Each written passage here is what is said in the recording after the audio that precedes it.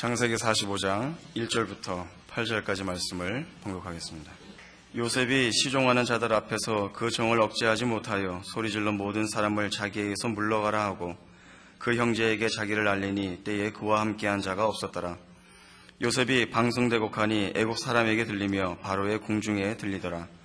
요셉이 그 형들에게 이르되 나는 요셉이라. 내 아버지께서 아직 살아계시니이까. 형들이 그 앞에서 놀라서 능히 대답하지 못하는지라. 요셉이 형들에게 이르되 내게로 가까이 오소서. 그들이 가까이 가니 가로되 나는 당신들의 아우 요셉이니 당신들이 애굽의 판자라. 당신들이 나를 이곳에 팔았으므로 근심하지 마소서. 한탄하지 마소서. 하나님이 생명을 구원하시려고 나를 당신들 앞서 보내셨나이다. 이 땅에 2년 동안 흉년이 들었으나 아직 5년은 기경도 못하고 추수도 못할지라. 하나님의 큰 구원으로 당신들의 생명을 보존하고 당신들의 후손을 세상에 두시려고 나를 당신들 앞서 보내셨나니 그런즉 나를 이리로 보낸 자는 당신들이 아니요 하나님이시라. 하나님이 나로 바로의 아비를 삼으시며 그 온 집의 주를 삼으시며 애굽 온 땅의 치리자를 삼으셨나이다. 오늘 우리가 생각할 내용은 이제 요셉이 그 형들을 만나는 장면입니다. 42장에서 이제 형들이 양식을 구하러 올라와 이제 요셉을 만났지만 요셉을 알아보지 못하고 요셉은 형들을 알아봅니다. 아마 이 시점에서 요셉은 아직도 자기가 팔려오고 애굽의 총리가 된 의미를 그 시점까지는 정확히 이해하지 못한 것 같고, 그래서 형들에 대한 그 분노도 아직 다 해결하지 못한 것으로 추측이 됩니다. 그가 형들을 그래서 여러 번에 걸쳐 시험하게 된 이유인 것으로 보입니다. 잘 아시는 얘기입니다만 간략히 좀 줄여서 소개를 하자면 이제 형들을 간첩으로 몰죠. 일단 그래서 너희가 간첩이다. 아닙니다. 우리는 한 집안 식구고 12형제가 있었는데 하나는 없어졌고 하나는 막내는 집에서 아버지랑 있습니다. 그럼 막내를 데려와 봐라. 이렇게 된 겁니다. 그래서 시므온을 인질로 잡고 저들을 보내서 다음에 올 때 막내를 데려오지 않으면 나를 만날 수 없다. 돌아와서 아버지에게 얘기하니까 아버지가 요셉도 잃어버렸는데 베냐민도 잃을 수는 없다. 왜냐하면 요셉과 베냐민은 야곱이 제일 사랑했던 라헬의 소생입니다. 그러나 이제 나중에 양식이 다 떨어지고 그 자식들이 다시 강권하지요. 만일 베냐민을 데려갔다가 못 데려오게 되면 내 두 아들을 죽이십시오 하는 르벤의 그 담보까지 생기고, 또 유다가 내가 책임지고 이 일을 성실하게 수행할 테니 잘못되면 나한테 그 책임을 물으십시오 라는 강권에 못 이겨서 아버지가 베냐민을 보냅니다. 베냐민을 데리고 와서 잘 대접받고 돌아가다가 이제 요셉이 청지기에게 시킨 술책에 말려서 이제 각자의 그 보따리 속에 훔친 물건이 있다. 그래서 뒤져보니까 베냐민의 보따리에서 은잔이 나오고, 그래서 그는 내 종이 되어야 한다. 그러니까 형제들이 모두 그렇게는 하면 안 됩니다. 이제 그 얘기입니다. 그래서 반복해서 그의 형은 죽었고 얘만 막내로 남았는데 얘가 죽으면 우리 아버지가 매우 슬퍼할 것입니다. 얘를 데려가야만 합니다. 만일 그렇게 허락 안 하실 거면 나를 대신 종으로 삼으시고 얘는 보내주십시오 라는 유다의 그 간곡한 그 부탁이 44장에 소개되고 있습니다.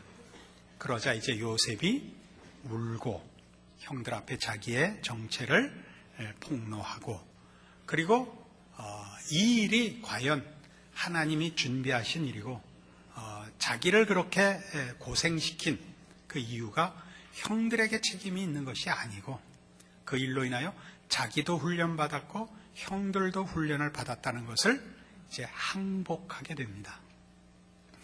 45장 5절 보시면 당신들이 나를 이곳에 팔았으므로 근심하지 마소서, 한탄하지 마소서, 이렇게 나옵니다. 그러니까 예를 들면 원래대로 하자면 자책하지 마소서, 미안해하지 마소서, 뭐 그렇게 여기에 포함되지 않은 건 아니지만 형들이 이 일을 죄책감을 느끼고 있다라고 요셉이 이해하고 있는 것입니다.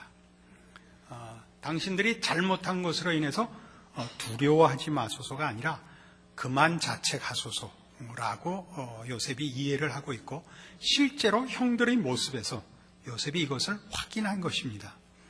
그리고 이 일들이 결국은 자기 집안을 구원하기 위한 하나님의 배려였다는 걸 깨우치는 것입니다. 하나님이 생명을 구원하시려고 나를 당신들 앞서 보내셨나이다.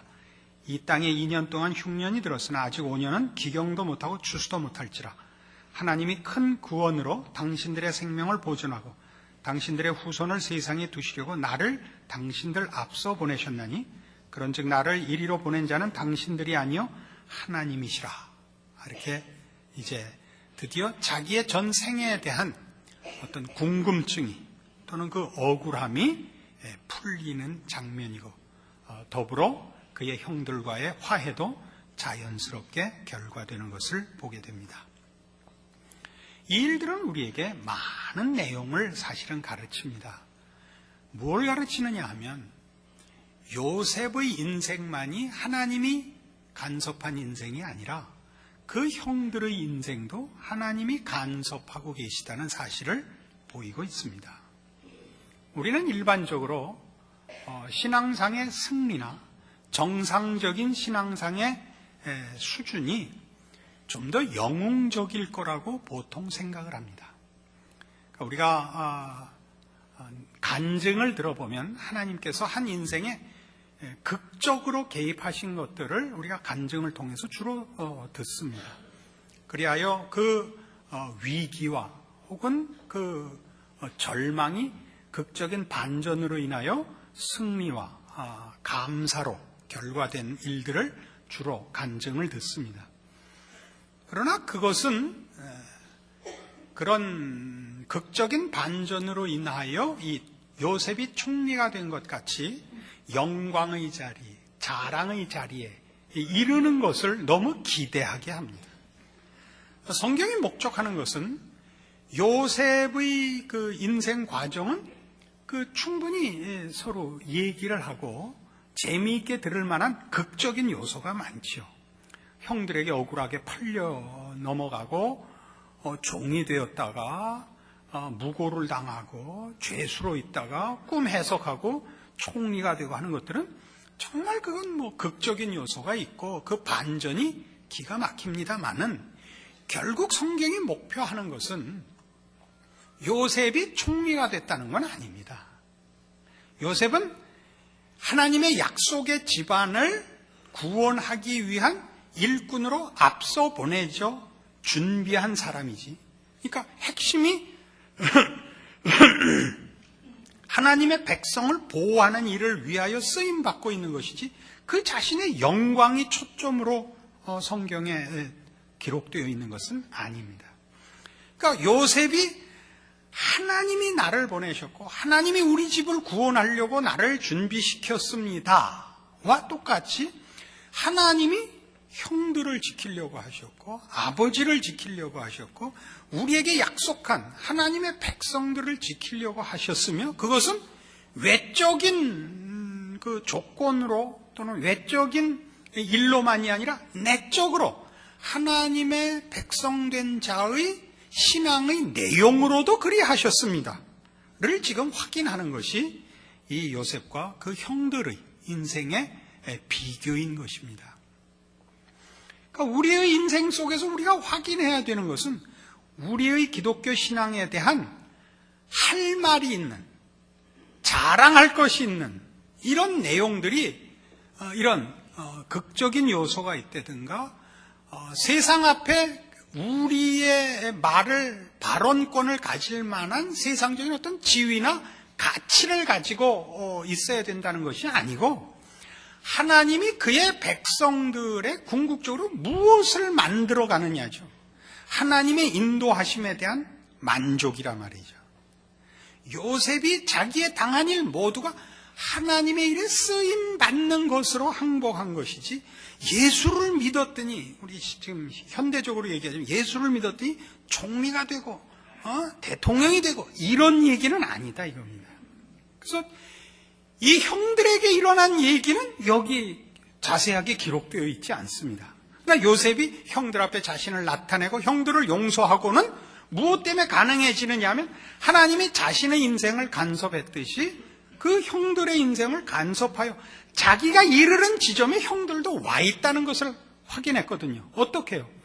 자기를 팔아넘기던 그 형들이 이제는 자기네들끼리 형제가 굳건해져 있고 서로를 위하여 자신을 희생시킬 각오를 하고 있고, 아버지를 슬프게 하는 것을 절대 아버지를 슬프게 할 수는 없습니다. 내가 외래 종이 되었으면 되었지 라는 식의 이 경지에 온 것을 보고 요셉이 하나님이 무엇을 이루셨는가를 확인하여, 말하자면 우리 사이에 가해자도 없고 피해자도 없다. 모두가 하나님께서 우리의 못난 인생 속에서 그의 은혜와 구원과 하나님의 특별하신 복들로 채워 이 항복의 자리, 이 놀라운 결과의 자리에 이르게 하셨다는 것만을 확인하는 장면이 이 요셉과 형들의 해후인 것입니다.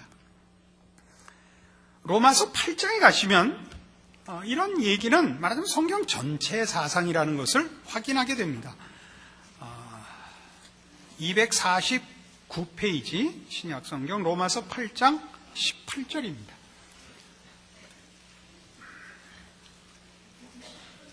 생각건대 현재의 고난은 장차 우리에게 나타날 영광과 좋게 비교할 수 없도다.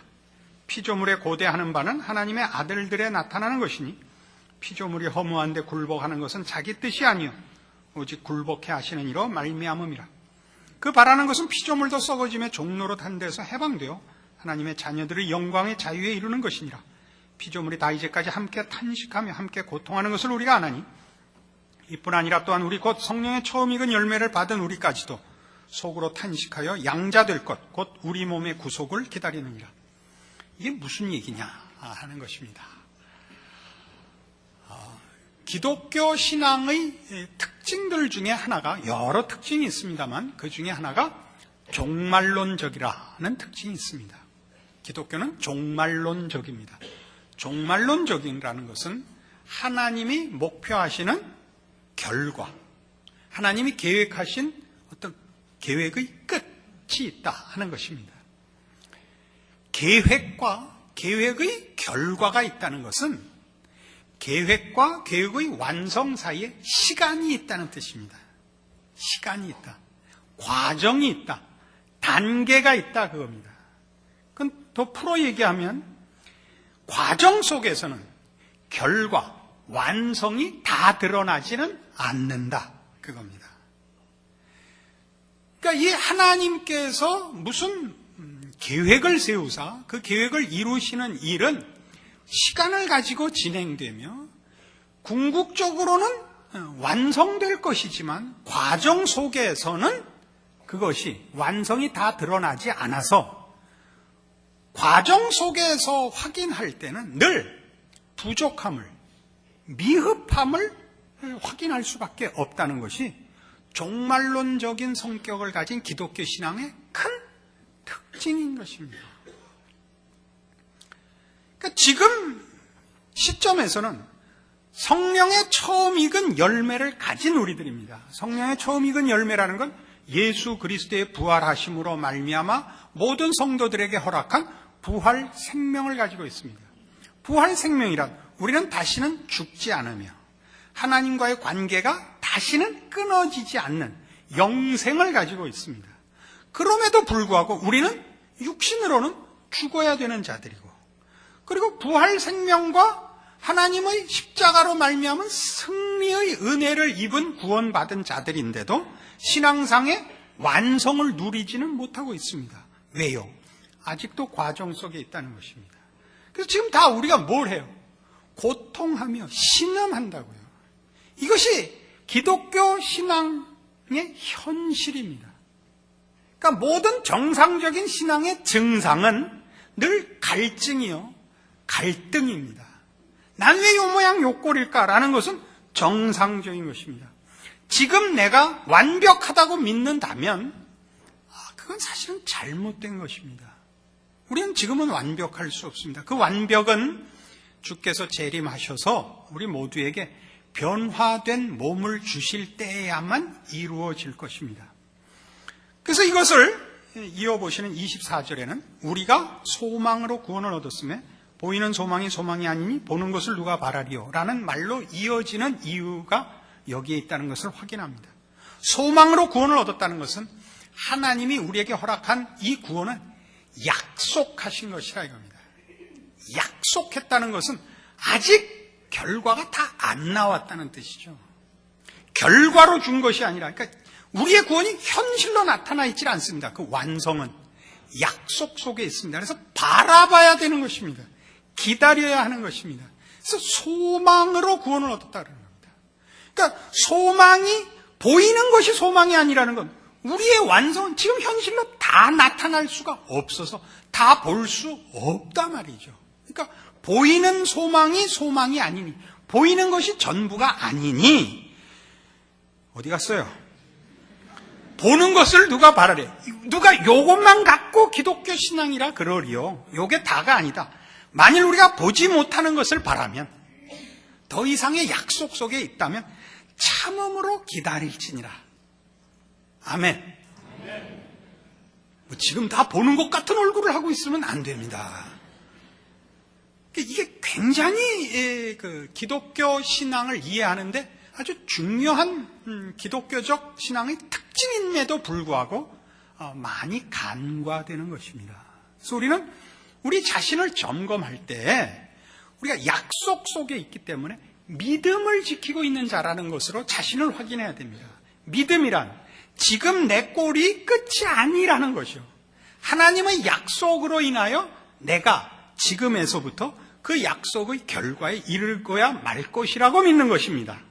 그래서 이렇게 이어집니다. 이와 같이 성령도 우리 연약함을 도우시나니 우리가 마땅히 빌 바를 알지 못하나 오직 성령이 말할 수 없는 탄식으로 우리를 위해 친히 간구하시느니라. 그러니까 우리가 노력해서 꼭 결과를 가는 것이 아니라 하나님의 약속에 의해서 하나님이 우리를 그 약속의 결론에 이르게 하실 것이다. 이것이 기독교 신앙의 또 하나의 큰 특징입니다. 하나님이 시작하시고 하나님이 이루신다.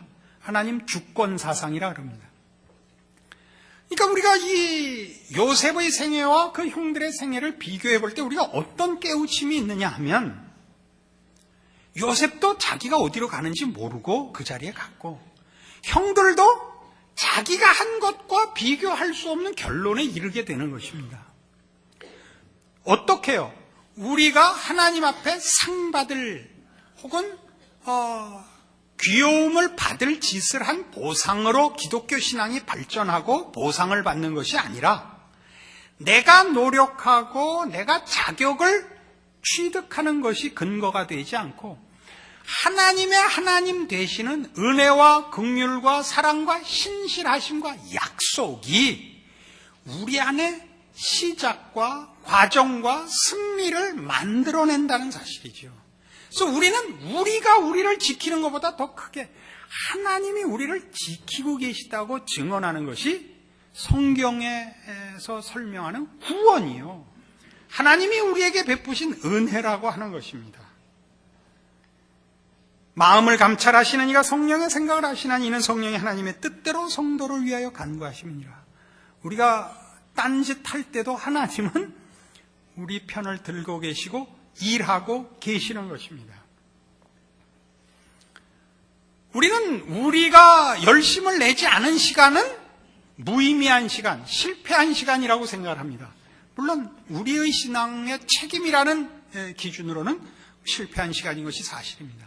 그러나 그 시간에도 하나님은 일하십니다. 하나님이 우리를 사랑하시고 구원하신 것은 로마서 5장을 근거하자면 우리가 아직 죄인 되었을 때 하나님께서 우리를 위하여 그 아들을 보내어 죽이셨답니다. 예수님께서 십자가를 지셨을 때 나를 위하여 지신 십자가인데 그때 우리는 죄인이었습니다.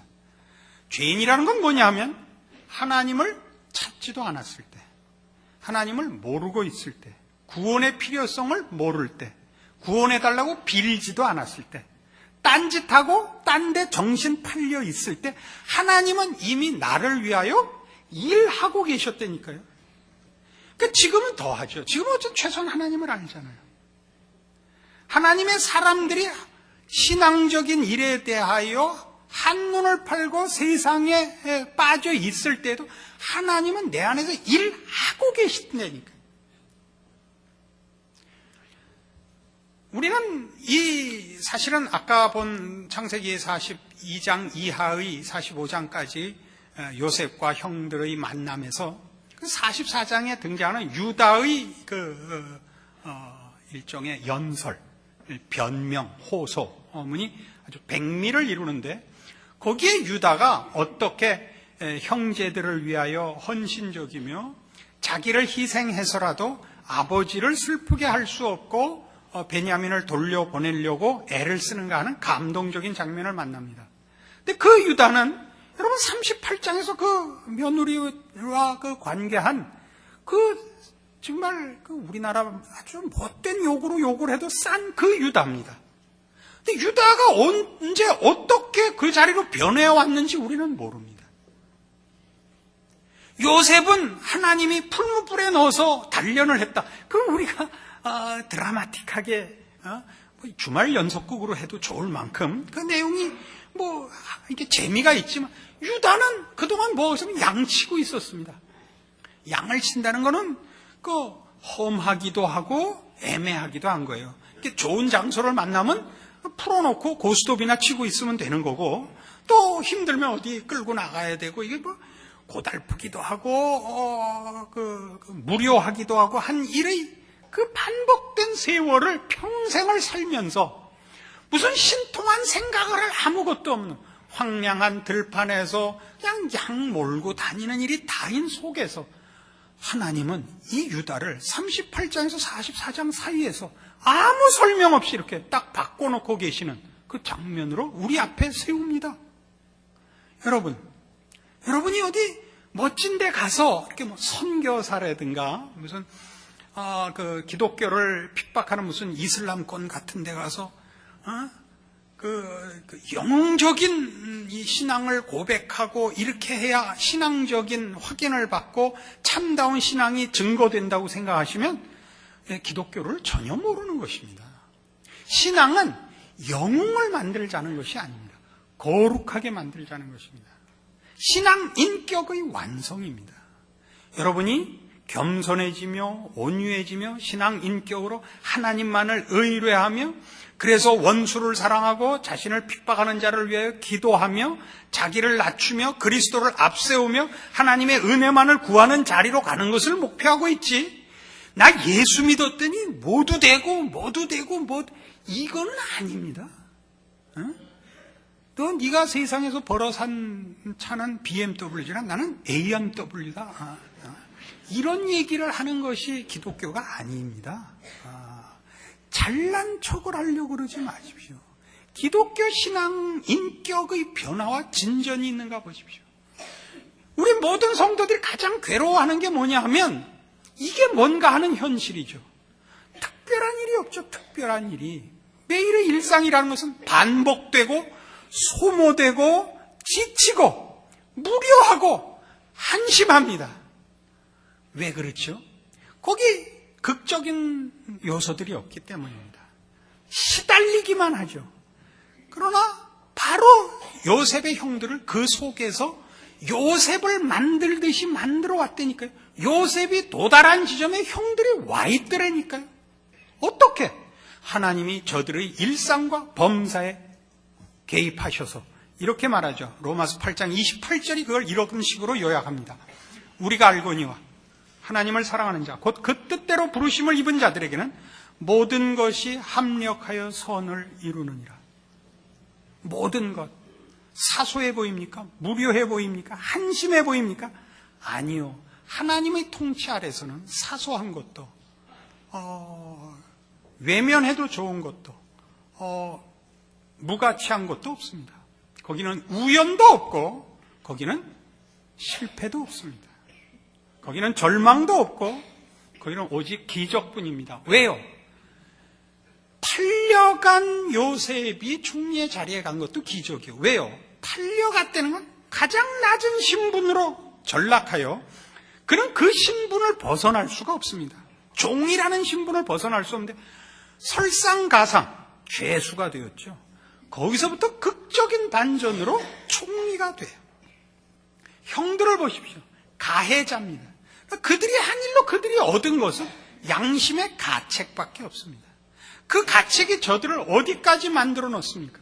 자기를 부인하고 상대방을 위하는 자리로. 누구나 그렇게 가는 건 아니죠. 여러분, 양심의 가책이 죄책감이 뭘 낳습니까? 제일 중요한 건 이거죠. 절망하시면 안 됩니다. 나는 아니다. 나는 못났다. 좋습니다. 그래서 겸손해지고 하나님의 은혜를 더욱 구한다면 그거야말로 최고의 은혜입니다.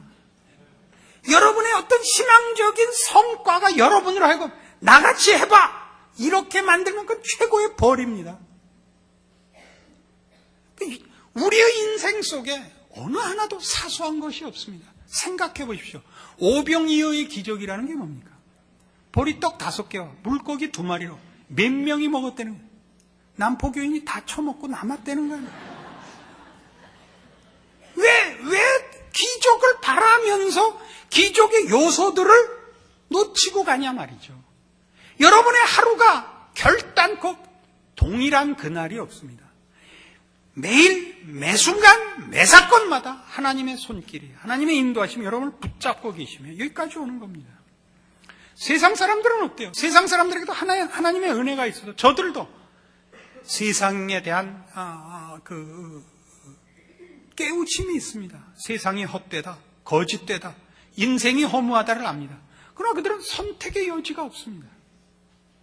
절망을 대신할 무슨 다른 선택이 없으니까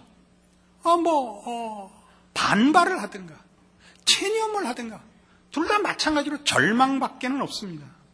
우리는 어떻습니까?